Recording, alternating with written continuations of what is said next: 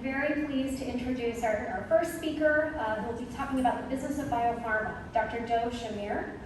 Dove works at Mount Sinai Innovation Partners and has had a really exciting career doing a lot of, he has a background as a PhD student in neurobiology and immunology, and has also worked in a number of companies. He's an innovator, he has founded his own company. He's also worked in and out of hospitals and has worked in investing. So he works at a very cool part within a cool group within Mount Sinai, that healthcare system. It's called Mount Sinai Innovation Partners. It's a lot about tech transfer. So I'll let Dove tell you what all of that means. Thank you, Dove, for being here. Take it away. Thank you, Anita.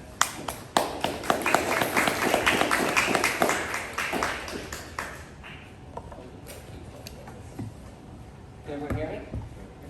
Okay, and feel free, raise hands, ask questions. This is your time, essentially. I'm just here as a passenger. So, thank you for the kind introduction. Just to kind of give everyone a little bit more of an idea of my background, I'm just going to full screen real quickly. So, as Anita said, I work out of the Mount Sinai Health System, specifically our Innovation Partners Group. I'm also the lead of our Elemental Labs program, which is our virtual incubator program for startups that want to have a strategic relationship with the health system. That's mean a lot of things depending on what kind of startup you are, but as long as there's a touch point with healthcare, biotechnology, or something in between, there is a potential path for that startup to work with health systems through that program. In addition, I have a PhD in neuroscience with a focus in immunology. During my PhD, I focused on Alzheimer's disease and immunotherapies. This is basically a way of harnessing the immune system of the brain and hopefully decreasing the real effects of dementia and other neurodegenerative diseases. During that time, I had the opportunity of working with a real pioneer in the space, Dr. Sigurdson, one of the first, I would say, scientists to discover a way of harnessing that approach for the tau protein, and that gave me a unique opportunity to work actually with Lundbeck out of Denmark as the technology was licensed and an association with NYU as a result of that discovery and collaboration. So even during that time in academia, I had a very, I'd say, translational focus in my research, and really, I would say most of my experiences prior to grad school, and I put it on the bottom for all of you to see kind of all the different internships and volunteer experiences I did prior to my job at Mount Sinai. That doesn't include other jobs, but just the internship and volunteer experiences. To give you a sense, I tried a little bit of everything to get a good sense of what I liked or didn't like, for that matter. They all had a common thread to them. They're very biotech related. And not all of these positions were just being a scientist. Some of them were more on anything from quality control, academic research, collaboration. Again, it was a variety of different kinds of opportunities, specifically with Insight and NAVA, which were more investment and, I would say, consulting related. So again, tried a little bit of everything at a lot of different organizations, finally found kind of a nice little fit of what I like to do, which is really at the center of academia and business, and that's what Innovation Partners does in a nutshell. We sit at the center between the School of Medicine, the hospital, and the outside world, trying to help translate technologies out of institutions, so those really good ideas that our clinicians and our investigators have, and find a path for them to be commercialized, whether that be with an existing company like your Pfizers and your Roches, or potentially as a new company startup or a new venture. We like to see ourselves as a technology accelerator and really entrepreneurship hub for our health system. To date, these are some of the more interesting ventures and licensing opportunities that we have had coming out of the institution. Some that have made headlines in the last couple of years, like Renolytics AI, which was actually, I think in 2019, launched on the London Stock Exchange with a $29 million IPO. Now it's cross-listed on the NASDAQ. Again, I haven't checked recently what the market cap looks like, but last I checked it was about $500 million. So these are the kind of opportunities we like to create. That particular company was a diagnostic and prognostics company for renal and kidney disease. And you'll see kind of a trend with some of these new codes and ventures that we created. They're very diagnostically focused, like Semaphore in the genomic space, PrecIDX as well. And then we have other more traditional, I'd say, therapeutic plays like Hypercell, which I believe in 2020 was one of New York's biggest life science VC deals with a $60 million Series A. It was an oncology company focused on creating small molecules to target dormant cancer cells. So again, very different kinds of technologies, and then we also have a whole slew of digital and IT-based companies as well that we either work with or have launched. Specifically, Trellis is one of those examples, which focuses on Crohn's disease and IBD. So again, a lot of different topics. It definitely keeps me interested both on an intellectual basis as well as professionally, because again, you see a lot of different technologies, you see a lot of different people, and you get to interact with a lot of different entities as well. So that includes the investor community, that includes established companies, the startup community, I would say city and state organizations as well. We're kind of at the intersection of that. So again, we actually heard of LifeSci a long time ago because one of our colleagues actually, helped, I think, Tony Vanderkins actually. So again, it puts us in a very unique position for the health system and just more broadly professionally.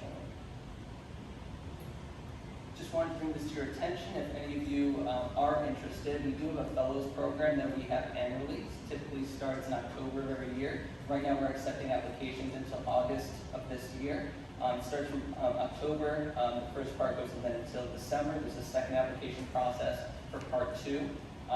Before I go into part 2, part 1 is basically a boot camp, runs everything about how we operate at the health system. So teaches you how to evaluate technologies from the intellectual property, commercial, and scientific perspective, and take all those different pieces of information and make a cohesive argument if we should be taking certain technologies that our investigators create into our portfolio.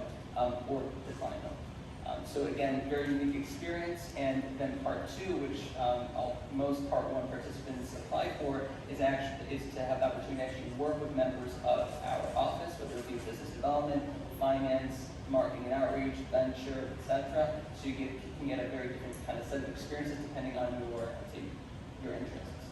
So again, if you're interested, feel free to reach out to me. I'm more than happy to provide more information.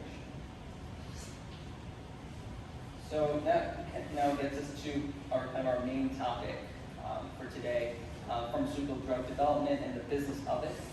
Again, I'm coming from the perspective as a neuroscientist, and I've done a lot of my work more on the preclinical side.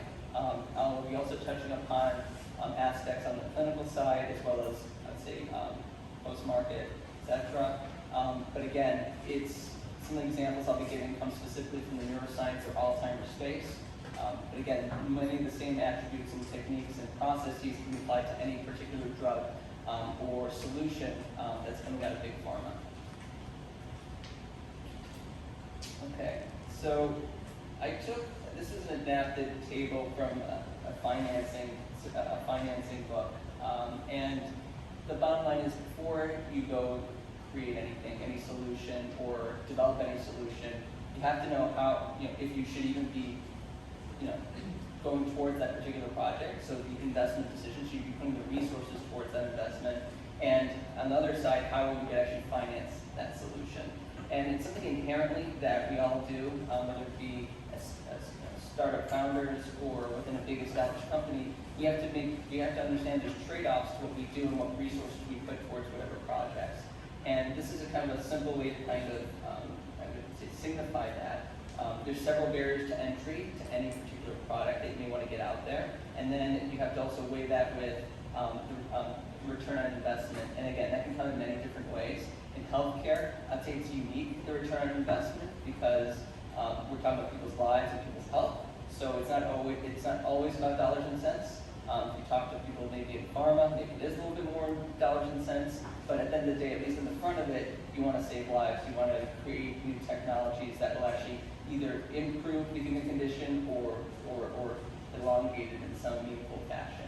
Specifically at the health center or the health system, we certainly do try to bring in technologies that will improve patient care, and that's the primary focus of our group. Obviously, there's an added benefit if we can also provide some upside as well to our clinicians and investigators, and again, to reinvest in other solutions and technologies.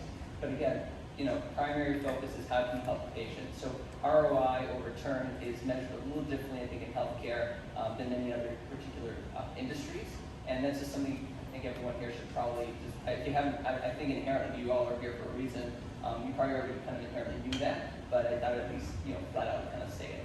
And then on the other side, the financing decision, depending if you're a startup or an established company, where's that budget coming from? If it's a startup, it could be a combination of sweat equity and capital you get from investors, your friends, your family, or others. But in an established company, it's going to be the free cash flow. Maybe you will get a loan from a bank or an investment group of some kind, some kind of other financing deal. It all depends what you want to do. Any questions before I move on? Okay. So, again, I know I've talked in abstract terms up to this point, but we will get to the pharma portion of this, I can guarantee that. So some of the big barriers to entry that you may want to consider, and again, from left to right here, it kind of goes in this order. Again, one is your solution that you want to bring to market. How is the customer focused? Who exactly is your end user? Who exactly is going to be paying for the product? In healthcare, again, that can be an insurance company, that can be the hospital, that can be the patient, sometimes all three, in some various form, or at minimum, they're influencers on the decision making to buying that particular product. Think about a lot of let's say pharmaceutical drugs that you may receive. Sometimes insurance will cover one drug, let's say the generic versus the brand name, and that might dictate about which drug you end up taking. Sometimes the doctor has a preference on one drug, and they don't have a good experience with a particular brand, and again, prefer another brand in conjunction. And then you have, in terms of maybe not necessarily paying for it, but a lot of times the patient may not adhere to the doctor's or the insurance's, let's say, decision making, and may not even take the drug. And that happens a lot of times too. So a lot of things can influence about what's being used, what's being bought, and the feedback you could be getting from those particular products. Then more broadly, the market. What does the market look like? How crowded is the space? A lot of different drug areas, specifically, again, today I'll be talking a lot about neurodegeneration, neuroscience. It's very crowded. There's not a lot of, I'd say, successful solutions out there, but there's a lot in development. So it means it's a relatively crowded space, not with a clear leader yet, and no one really particularly taking a huge amount of market share at this time. The ones that are in the market, obviously, are taking market share, but again, that can easily change if a new drug gets to market. And you have to really consider what particular sector or subsector you're in, and then ultimately how big is it. So I'll give an example. So certain forms of cancer, let's say breast cancer as an example, it's a big market as opposed to diseases like lysosomal storage diseases. Those are orphan diseases, only affects a couple thousand people in the United States at any given time. So what do you think a big pharma company would like to pursue if they had a choice? The breast cancer market or the orphan disease? Raise your hands. Breast market. Okay. Orphan disease. Maybe. But there is advantages to going the orphan disease route if the platform you're creating could potentially be expanded to other bigger markets. So you'll find that a lot of times, specifically in startup pharma, they may pursue an orphan disease first, and then cross over into a bigger market after they have a successful bout with the FDA with that particular drug, because then it's easier to get through regulatory. Yeah? Can you explain what an orphan drug or orphan disease is? Orphan disease is a disease that only affects a very few, I would say relatively few individuals. So again, a couple thousands versus most traditional diseases that affect millions or hundreds of thousands at a time. And then on top of this, that's layered through, is the intellectual property position of any of these companies. So to be successful in the pharmaceutical space, you have to have typically patents on your technology or a lot of novel know-how on the back end, either on the manufacturing side or in the, let's say, developing lead candidates. So you have to have a really good, strong IP position. Again, it gives you protection for about 20 years, gives you essentially a mini monopoly for that time period. And then you'll find, again, as many of us have seen, Tylenol's a great example of this. They used to have acetaminophen as only aimed at town, but eventually patents run out, and then now you see all the generics out there. And again, this is for any particular drug that's on the market.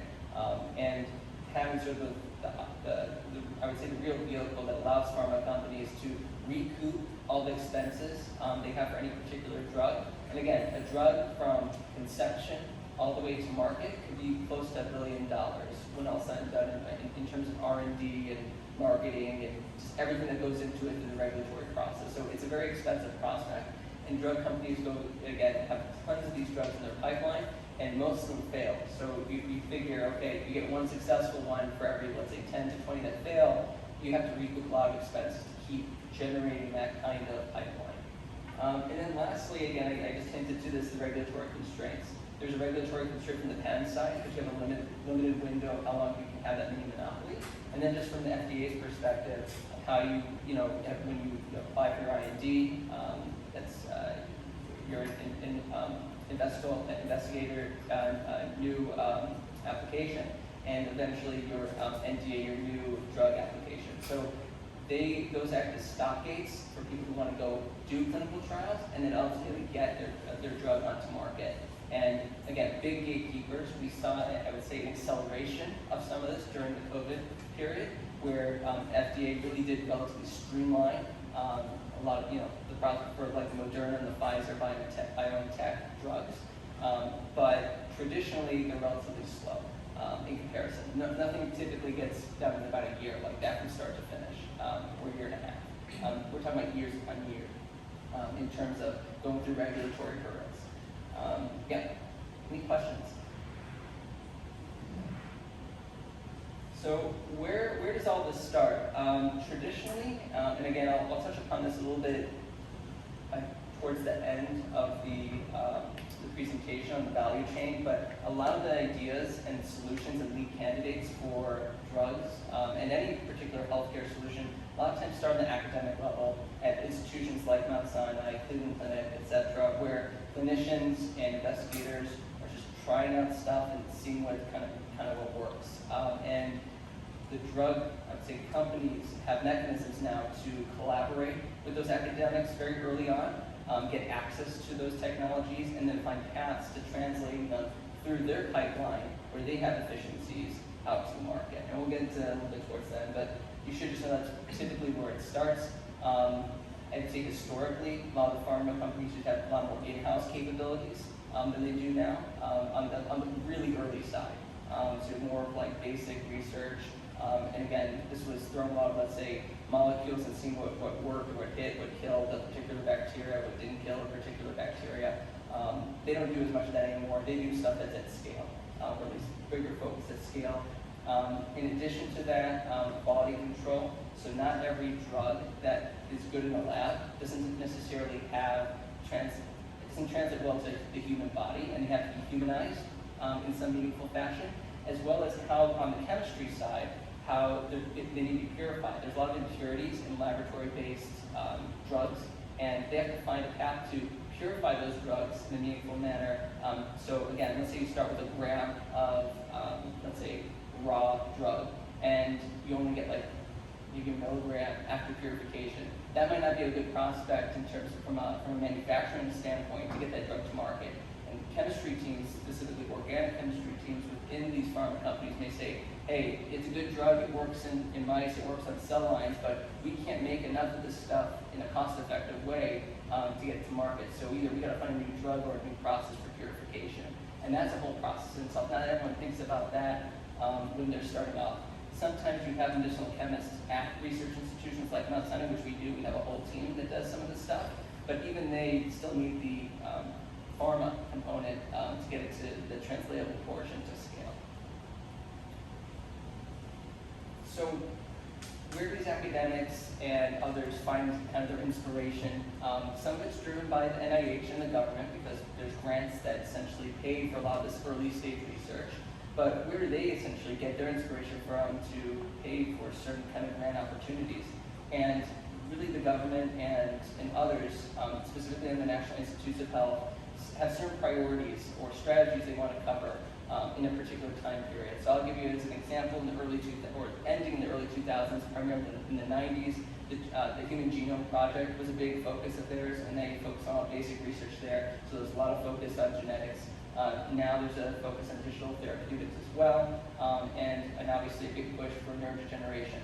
So every, I would say, decade, there's a theme somewhat. They obviously are still investing, and I say investing in a very broad sense, in many different kinds of technology, so that they're diversifying their portfolios, so to speak. But there is a particular focus, and certain grants are being accepted versus others because certain, I would say, needs of society are more pertinent than others. So, there's clearly an uptick in COVID, related research or infectious disease-related research. New York State recently put out, I think it was an RFA last year, specifically, it was a $40 million fund to essentially fund companies and academic groups that are working on infectious disease-related technologies, anything from therapeutics to PPE, literally the whole broad spectrum. They want to make sure that New York is essentially bolstered and has the right kind of technologies at their fingertips if another big pandemic happens, as well as it's a good economic booster. So there is a driver there that really produces why we create certain solutions. And it doesn't have to just be a particular disease type. It could be cost and expenditure. So again, if you want to broaden it out beyond, pharma, it could be just a pure loss of life. It could be a social or cultural influence as well. Certain groups, cultural groups, have certain diseases that are more pertinent than others. So again, there might be a focus there. And then utility and benefit ultimately to society. So if I can save a patient today or decrease from them using healthcare costs later down the line, that will ultimately save the system money. So again, there's all sorts of ways you can kind of figure out where you want to tackle what solutions. And again, this is just from 2020, the CDC's numbers on the highest death tolls in particular areas. You see COVID's up there as the top one, probably still is. Cancer and heart disease have been historically up on the top there as well. And things like Alzheimer's disease, diabetes, influenza, again, they typically are closer to the bottom of the list, but they're consistently there. And then I put, because we're going to be discussing a little bit more about the neuroscience and neurodegeneration, I just put there on the right side kind of a breakdown of some of those diseases. Alzheimer's being the biggest one of the group. Parkinson's, ALS, and Huntington's, again, being a lot smaller, but relevant. And you should know some of these diseases have cross pathologies. So if you figure out a solution to one, you might be able to actually figure out a solution to the others to some degree. I'm just going to kind of go through this a little fast, but when you look at the market, you want to consider what sector you're at. Either the therapeutic space, device diagnostic, or IT and digital. These are all starting to kind of intersect more and more than they used to. It used to be everyone kind of stayed to their lane, and again, I would say therapeutics by itself is very much still very isolated because of the regulatory and FDA's influence on that, and same with devices to some degree, but the regulatory hurdles for a device are a lot easier than that of a therapeutic. And then we're in this whole new category for digital IT where some things are regulated and some things aren't. It all depends what kind of claims you want to make. Digital therapeutics, as an example, are treated in many ways as a class 2 medical device. So they still require some degree of regulatory approval. But again, like I said, it's easier still than a traditional therapeutic. And we'll touch upon some of the digital therapeutics at the end as well. But again, depending on the pharma company's approach, more and more co-therapies are happening. You see a lot of these big pharma companies like Suga or even Pfizer or Roche, they all have investment arms, and they're all investing in digital therapeutics, digital technologies at the same time as developing their traditional therapeutics because they see a lot of these approaches being good co-therapies or drivers towards their other services or products.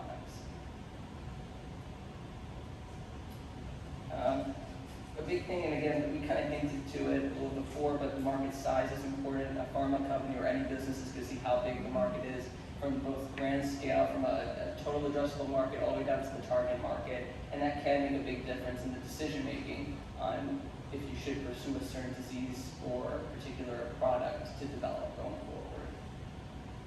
And the ultimate goal would be, if you have an initial target market, you probably want to, as a goal, hit the serviceable addressable market. And this is to give you a sense, at least in the Alzheimer's space, of how crowded it is. And again, oncology, it's also very crowded as well. You have a lot of different technology modalities, a lot of different therapeutic types, all kind of vying to be the next big blockbuster drug. And this chart's, I know it looks kind of immense, but it's trying to break down, say, therapeutic type with the phase in which they are in the clinical trial, and again, kind of put that in a cohesive fashion. It's a very crowded space. And again, if you want to think of a total addressable market, there's right now 6 plus 5 million people that have some kind of neurodegenerative disease. The ones I just mentioned before, probably even more than that. Alzheimer's is at least 5 million of those. And then if you want to go even more specific, because some of these drugs are for specific pathologies, like let's say tau or amyloid beta, again, it gets smaller and smaller. So even though they all are kind of in the same playground with each other, they all have different, I would say, take different sections of that market potentially, depending on the patient. And not every patient, and again, like a lot of diseases, not every disease is homogeneous. A lot of them are heterogeneous, and they have different profiles. So some of these may work in one patient and not in others. So it's good to have a nice repertoire of drugs that you can use as maybe as a co-therapy approach, or in some cases, like let's say infectious disease like COVID, we basically had 1 or 2 drugs that were very similar to each other, and they all kind of worked for the most part. But you do find cases where it doesn't work for some populations for whatever reason more than others, and that's why you have to have at least more than one solution kind of out in the market, and that's why you still see a lot of drug developers putting more potential solutions out in the market, whether it be a cheaper solution, whether it be a more effective solution, broader solution, what have you. So a little bit about the history of the FDA. Everyone's like, oh, it's so slow, why do we have it, the pain in the butt. We have it for a very good reason. And in the 1800s, the country's expanding west, and back then, pharma, or what was essentially your local pharmacy or equivalent, it was like the Wild West too. Anything kind of went. You as the pharmacist could claim that you put a couple different things in an elixir and say this will treat the common cold, your headache, and any other problem that you may have. And the problem was a lot of those pharmacists, a lot of those bootleggers, that ultimately put things that were poisonous and would hurt potential patients. And there had to be a mechanism to essentially protect the patient and make sure that if you are going to manufacture a drug or a solution, that whatever you say or claim on the label is actually true. And so that's where the FDA came about. And as time went on, they got more and more stringent, adding more and more aspects to the regulatory body. And again, ultimately, as slow as it is, it's probably helping more patients than hurting. There was a push about four years ago now to maybe, again, patients were really kind of like the last leg or last set of options for a solution, and say, hey, sure, we're going to make it very easy for you to try an experimental drug because what do you have to lose at this point? And I think, again, myself personally, and I'm sure many of you hopefully not in the room, but I'm sure you've heard stories of these. You had a loved one who essentially was like gonna need something, to try anything at that point, to get another year, 6 months, whatever it is. You'd be willing to find that solution to get in that time with that loved one. So there's a trade-off there, but ultimately it's probably good for the betterment of society as a whole. And again, each year, or over time, they put more and more restrictions. So you have to ensure safety. That's probably the biggest one. So basically, you give this to the patient, they're not going to die. Proof of efficacy, that it's actually going to do what it says it's going to do. So in the case of, let's say, COVID-19, Moderna, it's actually going to decrease that infectious load in your body. Pharmacology, so from a chemistry point of view, is the drug is what you say it is, and how does it interact with different parts of the body? So the pharmacodynamics, as an example, and then again, the drug design portion, which again, as science has gotten better, big tech has been more involved in drug design. We've been able to make nuances to these chemicals in such a way that actually maximizes their binding and essentially agonistic features. This is a rundown of, I'd say, from basic research stage all the way to FDA filing and approval. It's a lot of different stages. It takes about 12 to 15 years to probably get something from concept all the way to market. So again, $1 billion all in, probably more or less, depending on the drug. And at certain key points, specifically at the prototype and design phase, it'll easily take a couple $1 million to get that ready for your IND filing. And then once you are about to head into that, into clinical trials, or at least need another 12 to 15. So like when you see most of these startup companies that head into this space, you see them typically raise at least like anywhere between $30 to $60 million up front, because they know they have to get to the clinical trial point, and that's typically enough runway and money to get to that stage. Most of them have, in terms of an exiting strategy, try to partner with big pharma, who can essentially cover the rest of the bill, and they'll maybe license it further. Okay, so I'm just gonna jump in directly into the different stages of preclinical and clinical trial. So from the preclinical end, I'm just going to mention the investigational new drug application. So this will typically, before you go to the FDA, you have to basically have everything about what is the compound, what is it made out of, etc. Provide all the data from the animal studies, cell culture, whatever else you have, and then your clinical plans and protocol, which typically come from some academic investigator review board, some kind of IRB. Phase 1, Phase 2, and Phase 3 of clinical trials, assuming that you get your INDs approved and you're allowed to start clinical studies. One, you have to actually recruit patients, which in some cases can be hard, depending on what kind of patient population you're looking for. And I would say the consistent aspect of each phase is that there's a safety profile of the drug, and then they, like over time, when I told about the history of the FDA, they layer on different contingencies along the way. The first one, absorption, half-life, and metabolism. So how does the body take in the drug? How fast does it actually break down the drug? How long is it going to be in your system? For something like a passive immunotherapy, which did come about during COVID, you want those antibodies in your system for longer rather than less time, as opposed to maybe something like acetaminophen or Tylenol. You may want to flush out your system faster. Phase 2 and Phase 3, you ramp up the number of individuals who you're actually testing, and then again, you still check the safety profiles and efficacy. If it's neurological or there may be some other outcomes that the investigators may be looking at, you're also going to be measuring those on top of these other pharma-related indicators. And then assuming you get to, and I'm sorry I didn't put it in the slide here, but assuming you get past Phase 3, there is an official Phase 4, which is really when the drug is at market. And that's when, and even then, the FDA is still trying to get feedback, or the company that's producing the product is going to get feedback, essentially if there's any adverse effects for whatever reason. And you may have heard in the news, etc., that when they do these clinical trials, they test it on a very small population that might not be representative of a particular country's population, and that's when you tend to hear a lot of the feedback of adverse effects. And they may have to go back to the drawing board depending on how deleterious those effects are. Again, sometimes they can be remedied, sometimes it's changing dosage, sometimes it means the doctor has to recommend another drug. But again, in Phase 4, they'll make the decision if they should take essentially that drug off the shelf or not.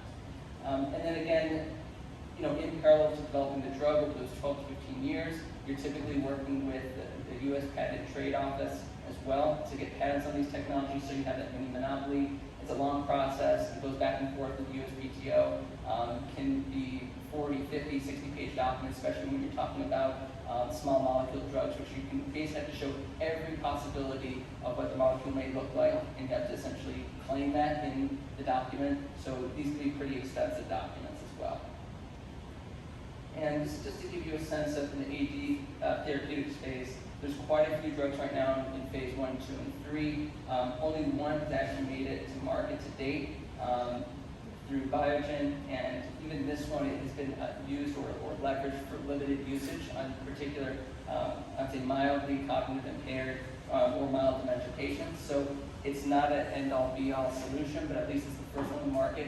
This drug is actually a little controversial because they kind of rushed it through. Its predecessors had a lot of adverse effects on patients, like encephalitis and death. So again, kind of iffy if you should even be using it. But the truth is that, and I'm gonna we'll talk about it in 1 second. I'll talk about 1 second where it could become in handy, these kind of drugs. But before that, I just wanted to mention that pharma companies essentially have outsourced all the preclinical and early stage work, and a lot of them have worked with institutions like ours. So if you look at our website, we have a bunch of alliances with different companies like Pharma as an example, and they basically say, hey, we have a certain pot of money, we want to use it on certain kind of early stage products. We're happy to essentially, invest in some of the work you're doing, and then there's some kind of business relationship past that with these early stage investigators or the institutions. Really, where the pharma company really shines is when a lead candidate is found, and you have all that solid preclinical data for the IND and all the information about the compound, and then they can take it through the clinical trial, the manufacturing, the optimization, et cetera, going forward. So that's where really they come in handy. Now, they're the big, they essentially are the big investor and ultimately scale the solution. And then lastly, Alzheimer's disease as an example is something that in oncology, any cancer for that matter, we have a lot of therapies out now that could work potentially early on in many particular clinical areas, but the problem is you don't know when you have these diseases. By the time you do find out you have these diseases, it's typically too late. Alzheimer's is a great example of that. Most forms of cancer, if you find out you have stage 2 cancer, stage 3, it's normally not a good prognosis depending on the cancer. And really, pharma companies have also been trying to invest in alternative technologies that can be complementary to therapeutics, because they do have some therapeutics that could be beneficial earlier on in the disease state. And that includes, diagnostics, and again, in the neurodegenerative space, there's brain imaging, there's blood tests or liquid biopsies, genetic testing that can be used, and then the digital therapeutic space, which again is a big emerging area, and really complements a lot of work, potentially as a co-therapy to neurobehavioral diseases specifically. Click Therapeutics is an example of this, covers everything from depression, anxiety, addiction. Again, you can use that with some traditional drugs potentially, as well as paratherapeutics, which is on the public markets now, is one of the big competitors. And again, I would say these are the two biggies right now, and you're going to be seeing a lot more pharma companies investing in companies like this in the future. That's it. That's all I got. Wow. Wow. That was a massive tour of a lot of things. Wow, thank you so much, Joe. Does anyone have questions for Joe about any of the many topics that he has covered?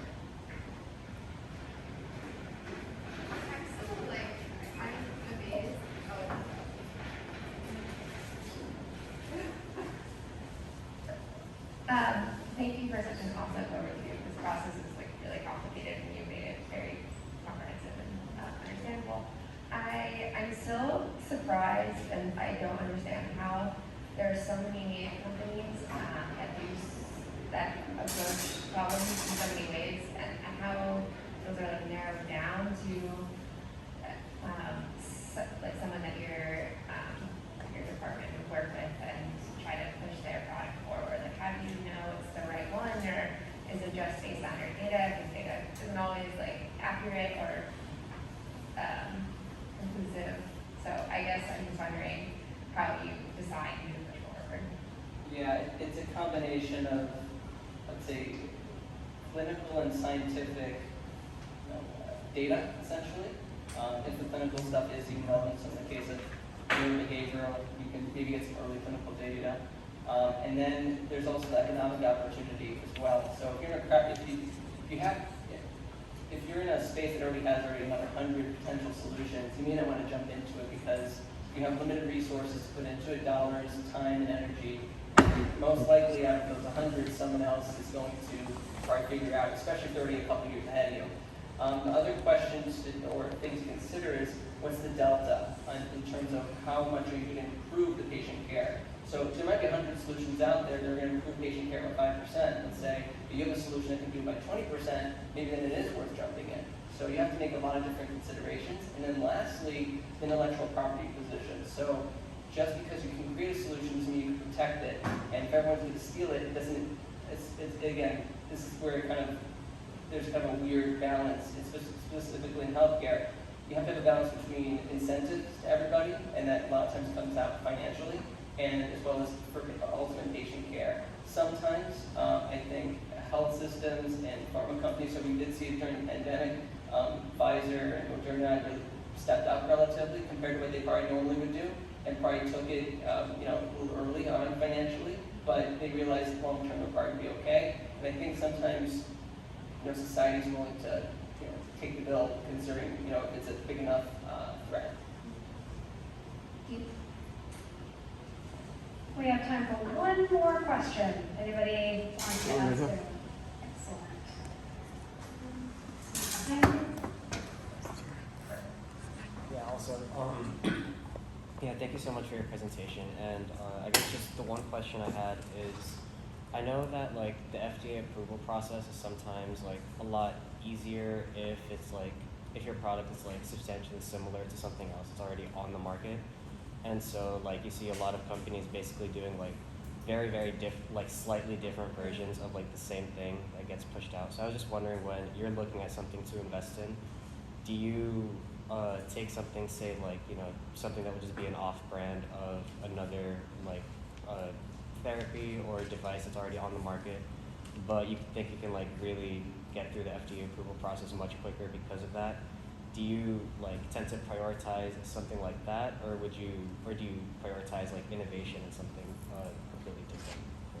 I think from our office's perspective, and again, I can't speak for our business development team who does the primary, I'd say, evaluating of these, but there has to be some form of novelty, typically, so innovation that's involved.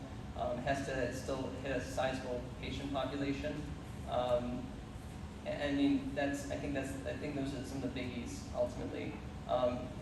Again, we have the fortunate ability that we're right next to, we're part of a health system, so we can actually get that patient feedback, get that physician feedback. So if we feel, again, we get that feedback from those individuals that, this solution would be beneficial, then may override some of those, potential options. But again, it really depends. Thank you. Great questions, great talk. If folks want to get in touch with you, and follow up if they have additional questions, what's the best way? LinkedIn is always good, so I heard you guys are doing some of that today, so feel free to find me on LinkedIn, and feel free to just send my email to the group as well. Thank you. And the presentation, is that a shareable presentation? Yeah, I believe we're recording it, so it's going to be probably shared that way. Great. Okay. Thanks, everybody. Let's thank Joe once again. Thank you. Thank you.